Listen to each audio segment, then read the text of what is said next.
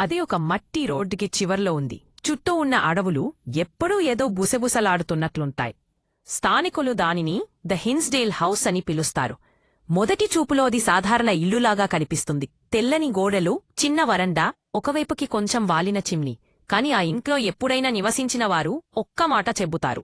ఆ గోడల మధ్య దాగి ఉంది ఏదో దుష్టమైనది.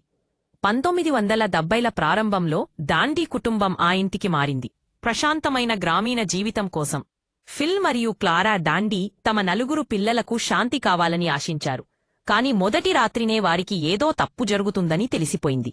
గాలి భారంగా అనిపించింది, ఎవరైనా వారిని గమనిస్తున్నట్లుగా. పై అంతస్తులో అడుగుల శబ్దం, కాని ఎవరూ లేరు. తలుపులు తామే తెరుచుకుంటున్నాయి. ప్రతి రాత్రి ఆ ఇంటి వెనుక ఉన్న అడవుల నుంచి మంత్రాల మాదిరి శబ్దాలు వినిపించేవి. ఒక సాయంత్రం క్లారా బయట ఎక్కడో గోవిమని మోగినట్ల శబ్దం విన్నది. ఆమె కిటికీ దగ్గరికి వెళ్లి చూసింది. పొలంలో నల్లని దుస్తులు వేసుకున్న కొంతమంది నిలబడి ఉన్నారు. వారిని చూసిన వెంటనే వారు మాయమయ్యారు.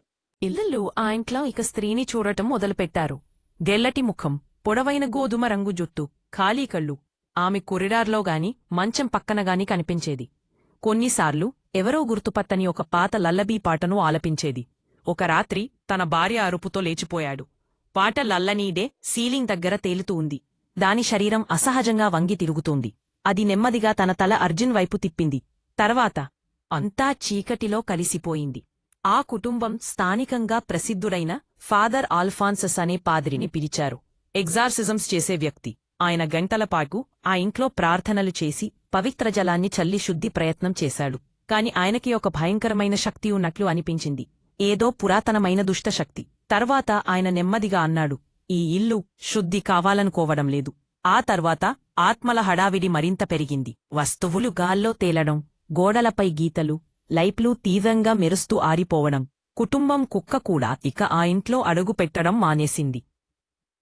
వాళ్లు చివరగా ఉన్న రాత్రి ఇంట్లో ఉన్న ప్రతి తలుపు ఒక్కసారిగా బలంగా మూసుకుపోయింది.